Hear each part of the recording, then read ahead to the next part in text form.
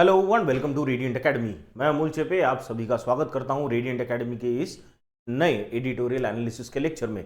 आज हम द हिंदू का एक एडिटोरियल है उसका एनालिसिस करेंगे। ये जो एडिटोरियल है ये पूजा खेड़कर केस पे है। उससे पहले हम 10 नए वर्ड्स सीखेंगे। Before you start your preparation for English, make sure आप रोज एक चीज को चेक करो। कौन सी चीज? कि आज आपने कौन से नए वर्ड्स सीखे, कौन सी नई चीज सीखी। देखो, क्वांटिटेटिव एप्टीट्यूड और reasoning these are practice based, पर इंग्लिश और general awareness these are knowledge based. मतलब आपको कुछ तो भी नया रोज सीखना पड़ेगा।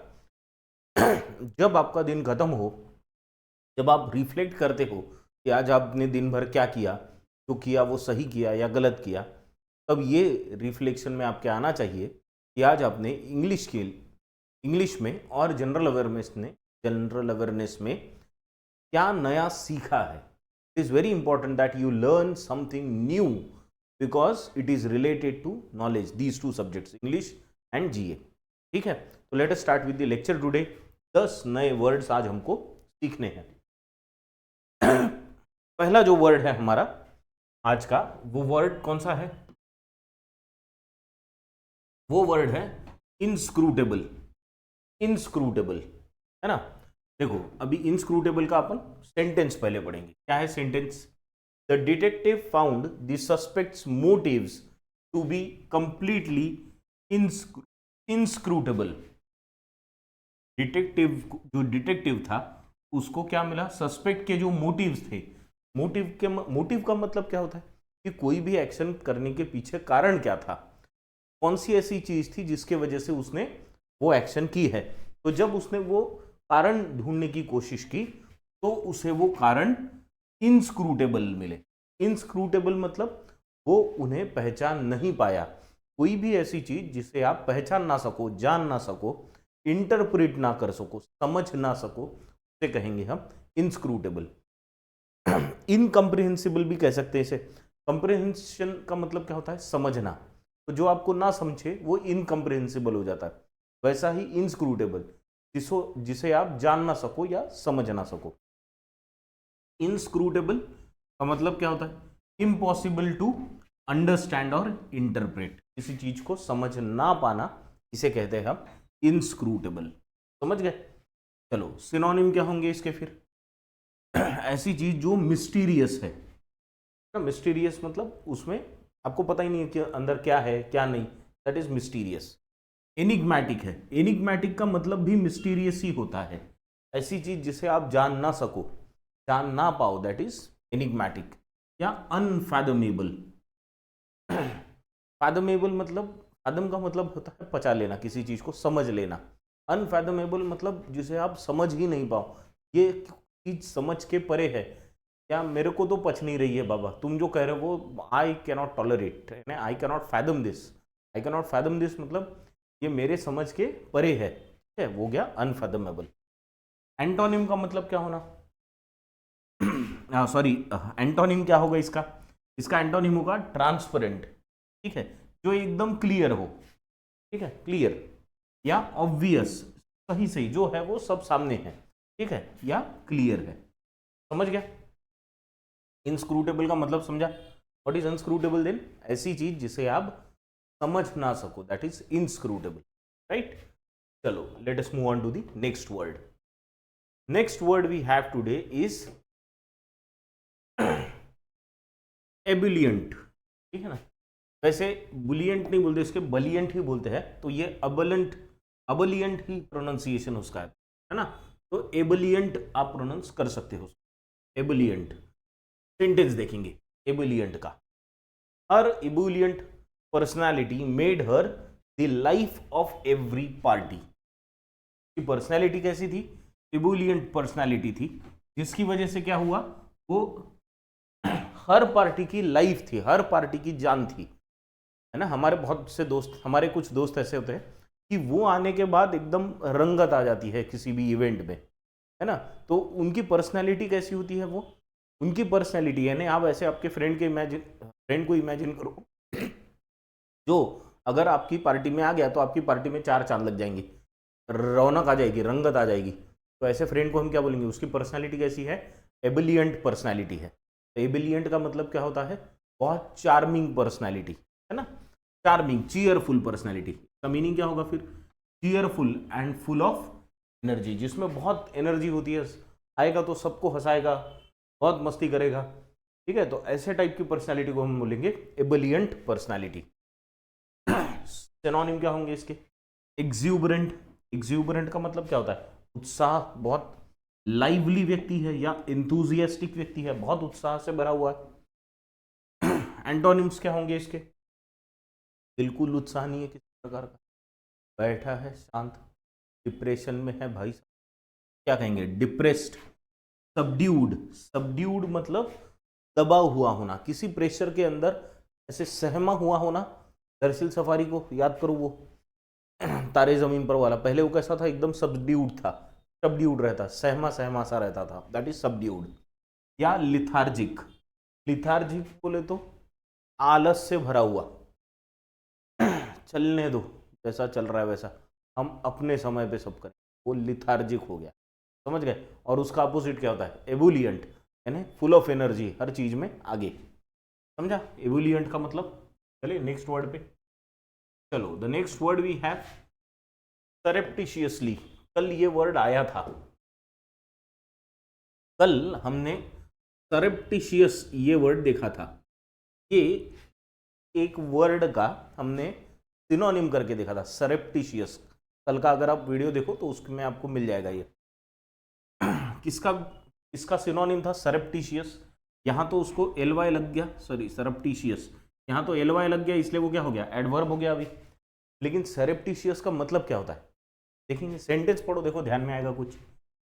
He surreptitiously glanced at his watch during the long meeting। कल भी अगर आपको याद होगा तो मैंने आपको ग्लांस का मतलब बताया था, this is called seeing. Glance मतलब ऐसा इधर झांक लेना, और वो झांकते समय हम कैसे झांकने की बात कर रहे थे उस सेंटेंस में, सीक्रेटिवली झांकने की बात कर रहे थे, मतलब बहुत सीक्रेटिवली झांकना, इधर उधर कोई है क्या, तो उसको हमने बोला था फर्टिवली, याद है तुमको, फर्टिवली मतलब छुपते छुपाते कहीं झांकना, ठीक है, दैट इज कॉल्ड फर्टिवली ग्लांस करना। तो फर्टिवली का मतलब क्या होता था, फर्टिव का मतलब क्या होता था, सीक्रेटिवली, है ना, बहुत छुपते छुपाते हर चीज को करना। यहां पे भी देखो क्या है, surreptitiously glanced at his watch during the long meeting. एक लंबी मीटिंग चल रही थी, कोई देख मीटिंग में, लेकिन कैसे आप घड़ी देखेंगे, तो कोई देख नहीं रहा है, ये देख के झट से टाइम देख लिया, जैसे आप क्लास में करते हो वैसे ही, इतना समय बाकी है क्लास खत्म, that is surreptitious glance at the watch, समझ गए। सरप्टिशियस मतलब छुपते छुपाते, क्या मीनिंग होगा, in a way that attempts to avoid notice और अटेंशन, सीक्रेटिवली, कल याद है सीक्रेटिवली देखा था हमने। सिनोनिम क्या है इसका, स्टेल्दीली, कोई, है ना, कोवर्टली, कोवर्टली का मतलब भी क्या होता है, कोवर्टली मतलब आपने कोवर्ट ऑपरेशन के बारे में सुना होगा, अभी सुना है क्या, कोवर्ट ऑपरेशंस, ऐसा ऑपरेशन जो छुप के अटैक करना होता है जिसमें, दैट इज कोवर्ट ऑपरेशन। फर्टिवली, यही वर्ड कल हमने देखा था, फर्टिवली मतलब सीक्रेटिवली, सेम मीनिंग है सरप्टिशियसली। कल फर्टिवली इधर था, सरप्टिशियसली इधर था, आज सरप्टिशियसली इधर है, फर्टिवली इधर है, दोनों का मीनिंग छुपते छुपाते करना कोई भी चीज। एंटोनिम क्या होंगे इसके, कुछ छुपा नहीं, जो है सब open, that is openly, overtly या कॉन्स्पिक्यूअसली, क्लियर, समझ गया सरप्टिशियसली का मतलब। चलो let us now move on to the next word, inexorable. कौन सा वर्ड है, इनएक्सोरेबल, ठीक है। एक्सोरेबल का अगर मीनिंग पता है तो इनएक्सोरेबल का पता चल जाएगा। चलो इनएक्सोरेबल कोई देख पहले, inexorable, let us read the sentence. The inexorable march of time affects us all. बड़ा स्टेटमेंट दे दिया है, इनएक्सोरेबल मार्च, मार्च का मतलब क्या है, यहाँ पे मार्च का मतलब है आगे बढ़ना, मार्च, किसका मार्च, समय का मार्च, टाइम का, ठीक है। तो टाइम, समय जिस जिस तरह से आगे बढ़ता है वो हम सबको अफेक्ट करता है। फिर समय को रोक के दिखाओ, रोक सकते हैं क्या समय को? नहीं। आप इस मार्च को, समय का जो ये आगे बढ़ना है, आप उसे रोक सकते हो? नहीं रोक सकते। ऐसी चीज जिसे आप नहीं रोक सकते, दैट इज इनएक्सोरेबल, और जिसे रोक लोगे उसे क्या कहेंगे? एक्सोरेबल। समझ गए? तो इनएक्सोरेबल का मतलब क्या होता है? Something that is impossible to stop और प्रिवेंट, से आप रोक ना पाओ, that is inexorable. Something that is very difficult और impossible to stop is inexorable. समझ गए? सिनोनिम क्या होगा इसका? अनस्टॉपेबल, एकदम सिंपल सा वर्ड है। रिलेंटलेस, रिलेंटलेस मतलब क्या? जो चलते रहेगा continuously, that is relentless. Reliant करना मतलब स्टॉप करना, रिलेंटलेस मतलब जो स्टॉप नहीं हो सकता, ठीक है? या इनएविटेबल, जो होना ही है, something that cannot be stopped. Antonym क्या होंगे इसके? फ्लेक्सिबल होना, है ना, यील्डिंग होना या अवॉइडेबल होना। समझ गए सारे वर्ड्स? समझा? Inexorable, something that cannot be stopped is inexorable. चलो, next word we have is aplomb. ये भी मस्त वर्ड है एकदम, अप्लॉम्ब। ठीक है, चलो सेंटेंस पढ़ेंगे, ध्यान में आ जाएगा। देखो अप्लॉम्ब क्या है तो, he handled the unexpected questions with aplomb। ने अनएक्सपेक्टेड क्वेश्चंस, कोई प्रेस कॉन्फ्रेंस चल रही होगी जिसमें कुछ अनएक्सपेक्टेड क्वेश्चंस थे, ऐसे क्वेश्चंस थे जिसे वो मुश्किल हो सकती है ऐसे क्वेश्चन से, but still he handled these unexpected questions with aplomb। aplomb मतलब with grace, with confidence, with comfort, without much issue, without much problem, she handled everything with lot of grace, confidence and, है ना? तो grace और confidence के साथ किसी चीज को हैंडल करना मतलब विथ अप्लॉम्ब हैंडल करना होता है। ठीक है, अप्लॉम्ब क्या हो गया? फिर एक नाउन हो गया। क्या मतलब है इसका? सेल्फ कॉन्फिडेंस, अश्योरेंस, है ना, specially when in a demanding situation. ऐसी सिचुएशन में कंफर्टेबल रहना जो सिचुएशन में मुश्किल हो सकती है ना, प्रॉब्लमेटिक सिचुएशन में कंफर्टेबल रह के चीज को शांति से कंफर्टेबली हैंडल करना, मतलब you have handled the situation with aplomb. Clear?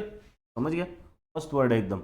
आप भी एग्जाम में you can handle your exams with aplomb. ठीक है, सिनोनिम क्या होंगे इसके? पॉइज। पॉइज मतलब अपना स्टेचर मेंटेन करना, शांत रहना। हाँ, जैसे आप हो, आप खुद को प्रॉपरली हैंडल करना, यानी पॉइज, काम, कंपोज्ड। कल भी ये वर्ड आया था कंपोजर, है ना, मैंने कल भी कहा था कि कंपोज्ड का वर्ब है कंपोजर, ये नाउन हो गया। या कॉन्फिडेंस। ठीक है, एंटोनिम क्या होंगे इसके? नर्वसनेस, क्या करूं इज नर्वसनेस, एंग्जाइटी या इनसिक्योरिटी। ठीक है, ये हो गए सारे अप्लॉम के। डन। चले नेक्स्ट वर्ड पे। चलो, the next word we have is vilify. Vilify, vilify sentence पढ़ेंगे। ये विलिफाई वर्ड आपको पॉलिटिक्स में बहुत बार देखने को मिलता है। किसी भी पॉलिटिशियन पे अगर कुछ आरोप हो जाता है, वो पॉलिटिशियन क्या कहता है? पॉलिटिशियन क्या कहते हैं कि दी अपोजिशन, अगर सरकार पे के किसी मंत्री पे आरोप हो जाए तो क्या कहेंगे वो? The opposition is trying to vilify me और विलिफाई अस। या किसी पे आरोप हो जाए तो कहेंगे the others are trying to vilify me. Vilify करने का मतलब क्या होता है? सेंटेंस से पढ़ेंगे, देखो ध्यान में। द आर्टिकल, आर्टिकल यानी पेपर में लिखा हुआ आर्टिकल, उसके बारे में बात हो रही है। The article aimed to vilify the politician. देखो पॉलिटिक्स के बारे में ये वर्ड, पॉलिटिशियन को विलिफाई करने का एम से लिखा गया था article. By exaggerating his mistakes. Mistakes तो पॉलिटिशियन ने की थी, बट उसको एग्जैगरेट करके, एग्जैगरेट करना मतलब बहुत बढ़ा चढ़ा के बताना। तो बहुत बढ़ा चढ़ा के बता के वो क्या करने की कोशिश कर रहे थे? पॉलिटिशियन को विलिफाई करने की कोशिश कर रहे थे, मतलब बदनाम करने की कोशिश कर। विलिफाई करना मतलब क्या? बदनाम करना, किसी की इमेज खराब करना, दैट इज कॉल्ड विलिफाई। तो मतलब क्या होता है इसका? टू स्पीक और write about in a abusively disparaging manner. कैसा? डिफेम करना मतलब बदनाम करना, मलाइन करना या स्लैंडर करना। ठीक है, किसी का इमेज खराब करना या उसे बदनाम करना मतलब विलीफाई करना होता है। ठीक है, एंटोन क्या होगा इसका? किसी की प्रशंसा करना, तारीफ करना, यानी प्रेज करो, कमेंड करो या लॉर्ड करो। ठीक है, समझ गया? विलीफाई मस्त वर्ड है और बहुत कॉमनली आने वाला वर्ड है। अगर आप स्टेटमेंट्स पढ़ते हो ना पॉलिटिशियंस के, तो आपको ये वर्ड कहीं ना कहीं तो मिल ही जाएगा, है ना। अगर उन पे आरोप लगाए तो वो हमेशा कहेंगे कि दी अदर्स, जो भी अदर पार्टी है, they are trying to vilify me, तब मुझे बदनाम करने की साजिश है। चलो, ये साजिश से बाहर निकलेंगे, नए वर्ड पे जाएंगे। एग्रीजस, प्रोनाउंसिएशन पे ध्यान देना। एग्रीजस है वो, हाँ, एग्रीजस। ठीक है, चलो सेंटेंस का मीनिंग, सॉरी, ये वर्ड के सेंटेंस पे जाएंगे। पहले क्या बोला है? Tories hope that they will avoid the egregious blunders of her effort. Tories मतलब पार्टी है, डेमोक्रेट्स जो होते हैं टोरीज होते हैं।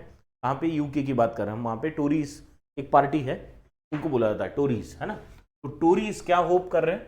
That they will avoid the egregious blunders. Blunders का मतलब क्या होता है? पहले ब्लंडर बोले तो मिस्टेक से बड़ी मिस्टेक, और कुछ तो भी गलती कर दो तो दैट इज ब्लंडर, है ना। मिस्टेक ठीक है, छोटी मोटी होती है, ब्लंडर मतलब बहुत बड़ा कांड कर दिया कुछ तो भी, दैट इज ब्लंडर। ठीक है, अब ये ब्लंडर कैसा? एग्रीजस ब्लंडर है। एग्रीजस ब्लंडर का मतलब क्या? कि ऐसा ब्लंडर जो आप करोगी इसकी उम्मीद ही नहीं थी, यानी यार ऐसा कर दिया तुमने, इतना बुरा, इतना बुरा, is called egregious. Something which is very bad, यानी आप सोच नहीं सकते इतना बैड ब्लंडर कर देना जिससे आपकी उम्मीद ही नहीं थी। This is shocking, something very shockingly bad is called egregious, है ना। तो एग्रीजस का मतलब क्या होता है? मीनिंग आउटस्टैंडिंगली बैड या शॉकिंग। आउटस्टैंडिंगली बैड, बैड तो करते ही हो, ये तो आउटस्टैंडिंगली बैड हो गया, शॉकिंगली बैड हो गया, दैट इज एग्रीजस। सिनोनिम क्या होगा इसका? शॉकिंग ना, it was not expected of you, appalling या हॉरिफिक, बहुत ही बुरा, समथिंग वेरी बैड, बैड से भी ज्यादा बैड, वर्स, वर्स। ठीक है, एंटोनिम क्या होगा इसका? Something which is very normal, समझा? एग्रीजस, एग्रीजस यानी something very bad. Next word we have is circumspect. क्या वर्ड है? सर्कमस्पेक्ट। चलो सेंटेंस पढ़ेंगे सर्कमस्पेक्ट का। सर्कमस्पेक्ट वैसे मतलब होता है करूँ कि नहीं करूँ, करना चाहिए क्या, थोड़ा सा एप्रीहेंसिव होना, दैट इज मतलब सर्कमस्पेक्ट। देखो सेंटेंस पढ़ेंगे। The investor was circumspect about putting money into the volatile market.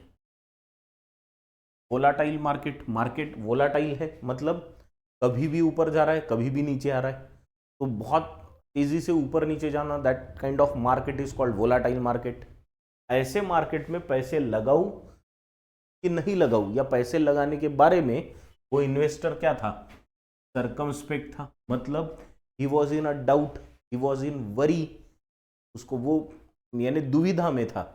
Circumspect का मतलब होता है दुविधा में होना, पैसे डालूं कि नहीं डालूं, वो दुविधा इज कॉल्ड सर्कमस्पेक्ट। क्या मतलब है इसका? वेरी होना किसी चीज में, अनविलिंग टू टेक रिस्क, यहां पे वो रिस्क लेने के लिए तैयार नहीं था। मोस्टली वो सोच रहा था करूं नहीं करूं, मैं नहीं करूं इज मोस्ट, है ना, नहीं करूं इज अ स्ट्रॉन्गर इमोशन, तो वहां पे रिस्क लेने से बचने की कोशिश चल रही थी इन्वेस्टर की। सिनोनिम क्या होगा इसका? कॉशियस होना थोड़ा, या प्रूडेंट होना, देखना हर चीज को, बारीक बारीक चीज को करने से पहले, या केयरफुल होना। ठीक है, एंटोनिम क्या होंगे इसके? डाल दो ना, देखेंगे बाद में क्या होता। दैट इज रेकलेस या केयरलेस या रैश। समझ गए? तो सर्कमस्पेक्ट का मतलब क्या होता है? दुविधा में होना, और जनरली नहीं करने के पक्ष में होना। दुविधा में होना तो होना ही है, लेकिन उसमें भी नहीं करने के पक्ष में थोड़ा सा झुकाव जरा ज्यादा होना, करने के लिए बहुत मोटिवेशन या बहुत पुश करने की जरूरत होती है ऐसे लोगों को। समझ गए? Circumspect, clear? चलिए अगले वर्ड पे। Next word we have is soporifically. अरे ये वर्ड देखा था हमने, है ना, पहले भी हमने इसका एडजेक्टिव देखा था, वो था सोपोरिफिक। सोपोरिफिक अगर तुमको याद होगा तो मैंने कहा था कुछ लेक्चर्स ऐसे होते हैं जहाँ पे जो सोपोरिफिक होते हैं, मतलब वो लेक्चर ही ऐसे होते हैं जिससे तुमको नींद आ जाए। तो नींद अगर तुमको आ रही होगी तो ये लेक्चर भी सोपोरिफिक होगा। क्या बताने वाला सोपोरिफिकली बता रहा होगा, समझ गए? तो कोई भी ऐसी चीज जिससे नींद आए वो होता है सोपोरिफिक।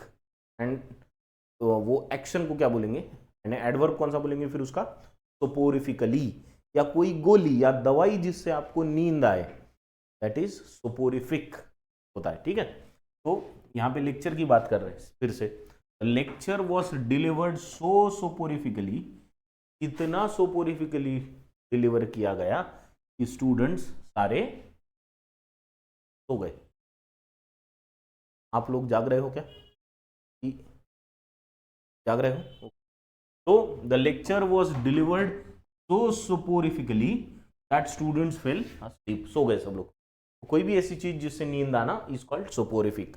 उसका एडवर्ब है सोपोरिफिकली, एडवर्ब, ठीक है। मीनिंग क्या होगा इसका, in a manner that causes sleep और ड्राउजीनेस, जिससे नींद आए ऐसी चीज इज सोपोरिफिक। सिनोनिम क्या होगा इसका, ड्राउजीली, स्लीपीली या हिप्नोटिकली, जब आप आपके वश में ना हो।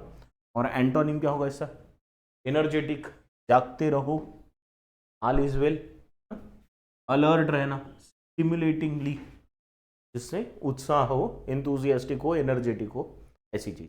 समझ गए सोपोरिफिक? ये वर्ड देखा है हमने इससे पहले, रिपीट हो गया, अच्छा है, रिवाइज हो गया होगा आपको भी। चलो, hopefully this is the last word we have today, vicissitude. देखो यहाँ पे विसिट्यूड, याद रखना यहाँ पे विसी एक है फिर सी है, विसिसिट्यूड, ठीक, विसिटिट्यूड, विसिसिट्यूड। तो विसिसिट्यूड का मतलब क्या होता है, देखो क्या बोला है, the vicissitude life taught her to appreciate the good times. Life कैसी थी, विसिसिट्यूड्स ऑफ लाइफ बोला है, लाइफ के विसिसिट्यूड्स। विसिसिट्यूड्स का मतलब होता है ऐसे लम्हे जिसने आपको कुछ तो भी सिखाया है, जहाँ पे आप हारे हो उनको कहते हैं विसिसिट्यूड ना।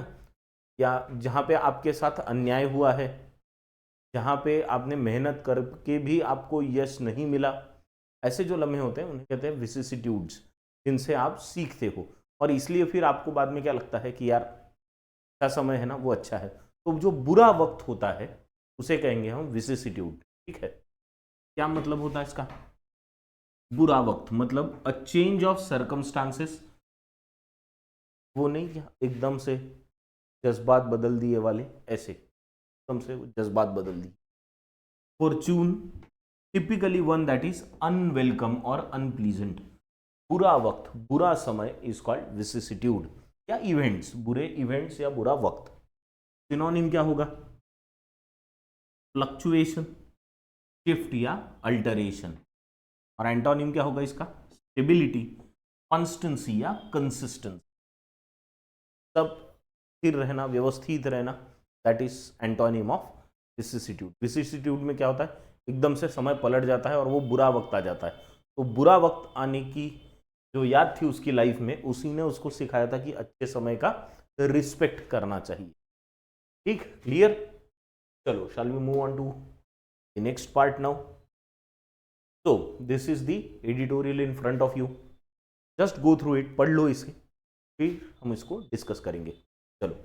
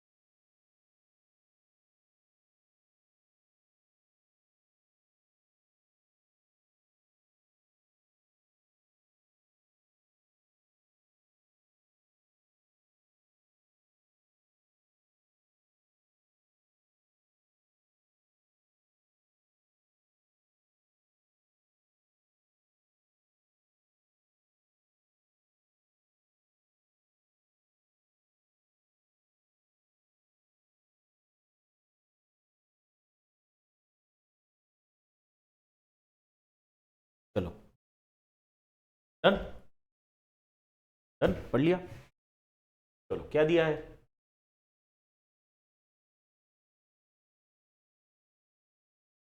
अ केस ऑफ एक्सेसेस। एक्सेस का मतलब क्या होता है, बहुत ज्यादा, कुछ बहुत ज्यादा तौर पे होना, दैट इज एक्सेस। जितना जरूरत है उससे ज्यादा होना। On the Pooja Khedkar case, Pooja Khedkar की केस हमने बहुत बार अभी सुन चुके हो आप लोग न्यूज में, तो उस पे बात करेंगे। इवन वन, एक भी egregious violation of the rule, egregious का अभी हमने मतलब देखा था, है ना, शॉकिंगली बैड, बहुत ही bad, that is egregious. Egregious violation अगर आप करते हो किसी रूल का, can cast shade on the entire process, पूरी प्रोसेस पे वो पूरी प्रोसेस को वो मलाइन कर देता है, यानी पूरी प्रोसेस पे वो दाग लगा देता है।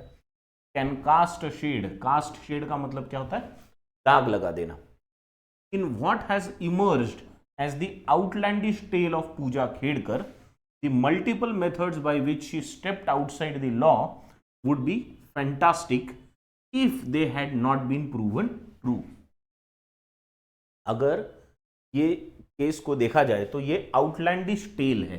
आउटलैंडिश टेल बोले तो एकदम विचित्र कहानी, टेल का मतलब होती है कहानी, और ये बहुत ही विचित्र कहानी है। कैसे विचित्र है ये, कैसे है ये इतनी विचित्र पूजा खेड़कर की। द मल्टीपल मेथड्स, जो अलग अलग टाइप के मेथड्स इन्होंने यूज किए हैं to step outside the law, यानी लॉ को अवॉइड करने के लिए, नियमों से बाहर रह के आप उसमें एंट्री ले रहे हो यूपीएससी में, है ना। ये एक फैंटास्टिक स्टोरी है वैसे अगर देखा जाए तो, क्योंकि देखो ना, लॉ होने के बाद भी इसको बराबर वो बाईपास करते रहे। If they had not been proven true, अगर ये सही साबित नहीं किए जाते तो ये बहुत गजब की स्टोरी हो सकती थी। However, having pulled wool over the eyes of the entire union public service commission, देखो क्या बोला है, having pulled wool over the eyes. To pull wool over the eyes मतलब आंखों पे पर्दा डाल के रखना, ठीक है। किसके आंखों पे पर्दा डाल के रखा इन्होंने इतने दिन तक, entire union public service commission recruitment infrastructure, UPSC का पूरा रिक्रूटमेंट का जो इंफ्रास्ट्रक्चर है उसकी आंखों पे पर्दा डाल के रख दिया इन्होंने पूजा खेड़कर ने। By conniving and scheming, conniving and scheming इसका मतलब क्या होता है, दोनों वर्ड्स आर रिलेटेड टू धोखा देना, फ्रॉड करना, है ना, कुछ तो भी सीक्रेटली प्लान करना और उसको एग्जीक्यूट करना, that is called conniving and scheming. दोनों, both these words are synonyms. It is a scene too chilling for comfort, ठीक। शी क्लेम्ड, देखो उसने क्या क्या क्लेम किया, she claimed mental illness, mental illness है उसको, ये भी क्लेम किया, ये क्लेम किया, एंड विजुअल इंपेयरमेंट यानी आंखों से नहीं दिखता, विजुअली इंपेयर्ड है। फेक्ड अ कम्युनिटी सर्टिफिकेट, एक फेक कम्युनिटी सर्टिफिकेट बनाया। Used a disability certificate to get chosen, देखो कितनी सारी चीजें की, पहले तो मेंटल इलनेस बताई, अब मेंटल इलनेस बताने के लिए उसका अलग से सर्टिफिकेट लिया होगा। विजुअल इम्पेयरमेंट बताया, यानी आंखों का प्रॉब्लम है, देख नहीं सकती, मतलब उसका भी इम्पेयरमेंट बता के उसमें भी फायदा लिया, है ना। ऐसे केस में स्क्राइब वगैरह भी अलाउड होते, पता नहीं वो यूज किया कि नहीं। Faked community certificate, community certificate भी फेक किया, फिर डिसेबिलिटी सर्टिफिकेट लिया टू गेट चूजन, तब कहाँ वो चूज हो पाई। Having scored a rank that would have otherwise put her out of the reckoning, और ऐसा रैंक लाया वो जो बाकी सारी केसेस में तो वो बाहर रहती थी, यानी आईएएस तो नहीं मिलना था उसको वो रैंक में भी, फिर भी मिल गया, फिर भी मिल गया। Meanwhile the hospital in Pune which issued her a disability certificate said certified that it had certified a 7% locomotor disability। देखो जो हॉस्पिटल ने उनको सर्टिफिकेट दिया था डिसेबिलिटी का, तो डिसेबिलिटी के सर्टिफिकेट में उन्होंने कहा था कि इनको 7% लोकोमोटर डिसेबिलिटी है। 7% लोकोमोटर डिसेबिलिटी, लोकोमोटर का मतलब मूवमेंट नहीं कर सकती, इसकी डिसेबिलिटी सिर्फ 7% है, जिससे कोई हानि नहीं होती। 7% locomotor disability is not considered disability. है ना, वो 40% से ज़्यादा होनी चाहिए, ऐसा कुछ तो भी रूल है, एग्जैक्ट मालूम, लेकिन 40-60% ऐसा कुछ तो भी होना चाहिए।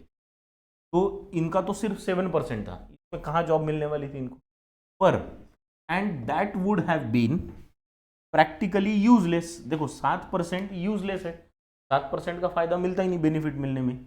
इन gaining concessions as a higher degree of disability was required to benefit, है ना, 7% से कुछ नहीं होना था, इनको तो ज्यादा परसेंट डिसेबिलिटी लगनी थी, और वो कैसे मिला इन्होंने, वो भी मिला लिया इन्होंने। हॉस्पिटल ने 7% किया, उन्होंने इसको कैसे बढ़ा लिया पता नहीं। ठीक है, तो ये सारी चीजें इसमें पहले पार्ट में बताइए, समझा यहां तक। चलो now go through the second parts. चलो सेकेंड पार्ट पढ़ो जल्दी से।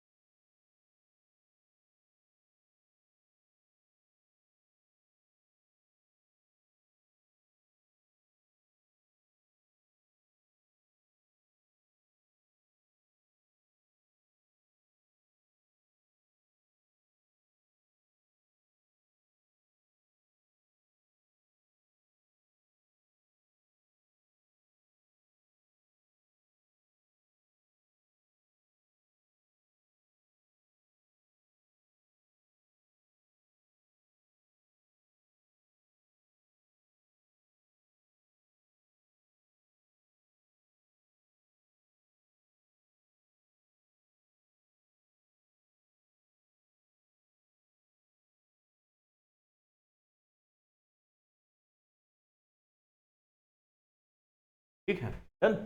चलो क्या बोला है फिर आगे, considering how persons with true disability must jump through hoops to merely get disability certification। अगर ये आप कंसीडर करो कि जिनको ट्रू डिसेबिलिटी होती है, ऐसे जो लोग हैं जिनको सही में डिसेबिलिटी है, must jump through hoops. Hoops मतलब क्या, वो मेटल की रिंग नहीं होती क्या, मेटल की रिंग जिसको लोग वो ऐसे घुमाते हैं, दैट इज कॉल्ड हूप्स। तो बड़ी रिंग्स, यानी लोगों को ऑलमोस्ट जंप थ्रू हूप्स का मतलब क्या होता है, इनको बहुत, हमारी लैंग्वेज में कम बहुत पापड़ बेलने पड़ते हैं। जिनको ट्रू डिसेबिलिटी है उनको भी बहुत पापड़ बेलने पड़ते हैं डिसेबिलिटी का सर्टिफिकेट मिलाने में। ठीक है, तो ये तो मुश्किल चीज है, जंपिंग थ्रू हुप्स मतलब बहुत पापड़ बेलना, अपनी लैंग्वेज में अगर उसको ट्रांसलेट करें। Get disability certification, her ease of getting the certificate while faking disability raises the question. लेकिन उसको ये डिसेबिलिटी का सर्टिफिकेट इतने इजीली कैसे मिल गया, वो भी डिसेबल ना रहते हुए। इससे ये क्वेश्चन खड़े करता है, are some more equal than others, कुछ लोगों को इक्वालिटी जरा ज्यादा है क्या। This is the question that the author is asking. She milk the privilege stemming from her father's position in the civil services. उसने क्या किया, उसने जो प्रिविलेज उसके फादर की पोजीशन की वजह से उसको मिले, उसको मिल्क किया मतलब एक्सप्लॉइट किया। तुम्हारी फादर की पोजीशन का तुम फायदा ले सकते हो, लेकिन उसको इतना एक्सप्लॉइट करना कि हर चीज अपने लिए कर लेना, that is called milking the privilege. यानी उसको बहुत एक्सप्लॉइट देना, एक्सेसिव फायदा लेना, दैट इज मिल्किंग। तो the privilege stemming from her father's position in civil services, father खुद सिविल सर्विसेज में थे, बस उसी का फायदा लिया। तो commandeer a series of benefits, commandeer का यहां पे मतलब है मिला लेना, है ना, जबरदस्ती अपने पास मिला लेना, क्या ले लेना, क्या ले लेना, series of benefits that she might have otherwise had no access to, ऐसे बेनिफिट्स खुद के लिए मिला लिए, उसने ले लिए जो नहीं तो बाकी के केस में उसको मिलना मुश्किल था। क्यों मिले? क्योंकि उसके father civil services. Contributing to her infamy, infamy का मतलब होता है, देखो infamy comes from infamous, infamous का मतलब तो आपको पता ही है, जो जहां पे कोई किसी बुरी चीज के लिए जाना जाता है, ठीक है। तो ये जो बुरी चीज के लिए तो ये जानी जा रही थी, उसमें और क्या किया, कंट्रीब्यूटिंग टू हर इनफैमी, ये जो बुरी चीजें की है उसमें और क्या चीज होती है, is her fabricated OBC certificate, यानी ओबीसी सर्टिफिकेट को भी फैब्रिकेट किया। फैब्रिकेट करना मतलब उसके साथ छेड़खानी की, ठीक है, उसमें गलत इंफॉर्मेशन दी। Using multiple identities to write the test, अलग अलग आइडेंटिटी से टेस्ट दी, ठीक है। Claiming falsely that her parents were divorced to overcome the creamy layer exclusion, creamy layer में ना आए वो, ओबीसी क्रीमी लेयर में वो ना आए, इसलिए अपने पेरेंट्स का डिवोर्स हो चुका है, ये भी उसने बता दिया, है ना, ये भी क्लेम किया। द स्केरियर फैक्ट, स्केरियर का मतलब और डरावनी चीज क्या है इसमें, is that none of this would have come to light, इनमें से एक भी चीज बाहर नहीं आती, ये सारी चीज पहले हो चुकी थी, ये चीजें पहले ही बाहर आनी थी, पर एक भी चीज बाहर नहीं आई, है ना। अब क्या है इसमें सबसे डरावनी चीज क्या है, this would not have come to light, ये चीज बाहर नहीं आती, had Khedkar not indulged flamboyantly in perks not assign to her station as a probationer, अगर वो अपने को प्रोबेशन पे रहने के बाद जो फैसिलिटीज मिलनी चाहिए किसी ऑफिसर को, वो फैसिलिटीज से, प्रोबेशन पे रहते हो कोई फैसिलिटीज मिलती नहीं पहले, है ना, बहुत कम फैसिलिटीज होती है, इससे ज़्यादा ये एक्चुअली एक आईएएस ऑफिसर को जो फैसिलिटीज मिलती है वो खुद के लिए डिमांड करने लगी, वो मांगने लगी, सिर्फ मांगने नहीं लगी, उसको वो फैसिलिटीज मिलने लगी तो उसका वो प्रदर्शन करने लगी। फ्लैम्बॉयंटली बताना यानी उसका प्रदर्शन करना बहुत, तो ये अगर उसने ये इंडल्ज ना किया होता, यानी ऐसा हर चीज उसको जो मिली है उसका दिखावा ना किया होता, तो ये चीज कभी सामने नहीं आती, ठीक है। क्या क्या दिखावा किया उसने, she installed a beacon on her private luxury sedan, beacon मतलब जो लाइट होता है ना, वो लाइट प्रोबेशन पे रहते हो किसी के गाड़ी पे नहीं लगता, वो रेड लाइट जो गाड़ी पे लगता है आईएएस ऑफिसर की, वो उसने उसकी प्राइवेट लग्जरी गाड़ी पे, सिडान पे, प्राइवेट ऑडी थी उसके पास, तो वो प्राइवेट गाड़ी पे वो लाल बत्ती लगा ली, and illegally stuck a Maharashtra government sticker on it, Maharashtra सरकार का स्टिकर भी लगा लिया उसी गाड़ी पे, प्राइवेट गाड़ी पे। She will soon receive an order cancelling her candidature, उसका कैंडिडेचर कैंसिल करने का ऑर्डर उसको जल्दी मिलने वाला है। एक्चुअली यूपीएससी ने तो कहा है कि ऑर्डर भेज दिया है, वो कह रही है कि मुझे अभी तक ऑर्डर नहीं मिला, this is the status right now. It has admittedly not been a good year for qualification examinations in the country, ये साल वैसे भी एग्जामिनेशंस के हिसाब से तो बहुत बुरा रहा है, क्यों, with controversies dogging medical admissions, with NEET UG, NEET PG and the common CUET admissions into central university, है ना।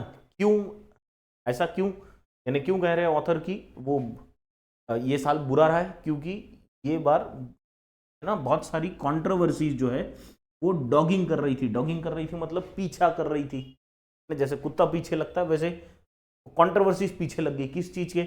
मेडिकल एडमिशंस के। नीट में हमने देखा, नीट यूजी में, नीट पीजी में, है ना। अभी नीट पीजी के लिए तो लोगों ने कहा है कि इसको पोस्टपोन करो, सुप्रीम कोर्ट में अर्जी डाली है। और सीयूईटी की जो एग्जाम हुई उसमें भी। तो इन सारी चीज़ों की वजह से ये साल तो एग्जाम के हिसाब से बहुत ही बुरा था, सारी एग्जाम्स की कंट्रोवर्सीज की, राइट। चलो, go through the last part quickly and then we will discuss it.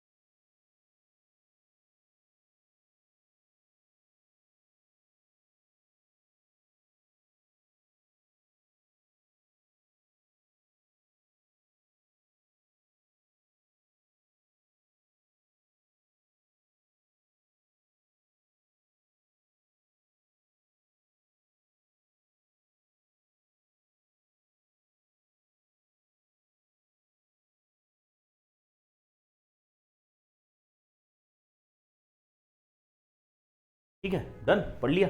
चलो, क्या बोला है लास्ट पार्ट में? There is no merit in arguing that she might just be one aberration. कल देखा था ना ये एबरेशन। एबरेशन मतलब मेन लाइन से कुछ अलग, है ना, यानी थोड़ा सा रास्ते से भटक जाना। ये एक ही रास्ते से भटकी हुई चीज है क्या ये केस? यानी normally the process is very right, एक आध ऐसी केस है भाई ये जो गलत है, ऐसा है क्या सिर्फ? अगर ऐसा भी होगा तो भी इस पे चर्चा करके कोई फायदा नहीं, ऐसे ऑथर कह रहे हैं। क्यों? बिकॉज हर एक्सेसेस, देखा था ना पहले, एक्सेसेस यानी बहुत ज्यादा चीजें मिलना, and those of her parents, उसके भी और पेरेंट्स के भी, have happened as UPSC remained completely oblivious. ये सारी उसकी एक्शंस, इतना जो उसने गड़बड़ की वो, और उसके पेरेंट्स ने जो गड़बड़ की वो, ये तब तक रहा और UPSC remain completely oblivious. Oblivious रही मतलब उनके आजू बाजू सब चलता रहा लेकिन उनको कुछ पता ही नहीं था। ये कैसे हो सकता है? उनको कुछ नहीं पता कि ऐसा हो रहा है किसी कैंडिडेट के साथ, या ऐसा कोई कैंडिडेट कर रहा है, ये पता ही नहीं होना मतलब वो ऑब्लिवियस हो गए थे, ऑब्लिवियस थे। And unable to detect fraud, this is not excusable, इसके लिए कोई एक्सक्यूज नहीं है। The government now needs to ensure that the entire competitive examination system receives a thorough overall। क्या कि इसलिए अभी ऑथर क्या कह रहे हैं कि ये जो कॉम्पिटिटिव एग्जामिनेशन की जो सिस्टम है, इसको थरो ओवरऑल की जरूरत है, इसको कंप्लीटली चेंज करने की, है ना, सिस्टम में पूरी तरह से बदलाव लाने की अभी जरूरत है। Administrators and systems must not be gullible और अनइक्विप्ड to meet new challenges thrown up by contestants and emerging technology, है ना। ऐसे तो नहीं तो नए नए लोग आते जाएंगे और सरकार को और पूरी सिस्टम को इस तरह से चैलेंज करते जाएंगे, पर इस चैलेंज के लिए सरकार गलीबल नहीं होनी चाहिए। सरकार या व्यवस्था गलीबल नहीं होनी चाहिए मतलब उसके सरेंडर नहीं कर देना चाहिए उन्होंने, है ना, उसके अगेंस्ट एक्शंस लेनी चाहिए। Meanwhile with this incident as the peg, peg का मतलब क्या होता है? पेग मतलब वो जो मिट्टी से मिट्टी निकालने के लिए जो यूज करते हैं ना, दैट इज पेग, ठीक है। तो ये इंसिडेंट एक पेग की तरह है जो आप मिट्टी में गाड़ दिया, अभी वो उसका मार्क बन गया, ठीक है, ये तो सबके ध्यान में रहेगा। The government must cast its eye on the disability certification process. ये तो एक केस तो हो गई, लेकिन अभी पूरी जो ये डिसेबिलिटी को सर्टिफाई करने की जो प्रोसेस है उसको सरकार को बहुत ध्यान से देखना पड़ेगा। Making sure that genuine applicants are fairly dealt with, जो जेन्युइन एप्लीकेंट्स है उनको इस व्यवस्था का फायदा मिले, ना कि ऐसे लोगों को जो डिसेबल्ड नहीं। समझे? क्लियर? चलो, now there are few questions for you, go through it and comment box में आंसर देना है, ठीक है। चलो, क्या है सवाल आपके लिए? Why does the author say that this has not been a good year for qualification examinations, ये साल क्यों अच्छा नहीं है एग्जामिनेशंस के लिए, ये आपको भी पता है, ऑप्शंस में से देख के आपको बताना है। Next, which of the following disabilities did Pooja Khedkar claim, कौन सी डिसेबिलिटीज इन्होंने क्लेम की थी वो बताना है। Which word has nearly the same meaning to the word scheming, scheming का आपको synonym nearly the same meaning वाला वर्ड बताना है, ठीक है। Next word we have is, word नहीं है, फ्रेज है बोल्ड में, थरो ओवरऑल, अभी देखी हमने ये, थरो ओवरऑल का मतलब क्या है आपको बताना है। And final question is, how did Pooja Khedkar case come to light, ये केस कैसे क्या सामने आया, ठीक है। तो इसके लिए कुछ ऑप्शन है, उनमें आपको सही जवाब देना है। तो that was it for today, thank you very much.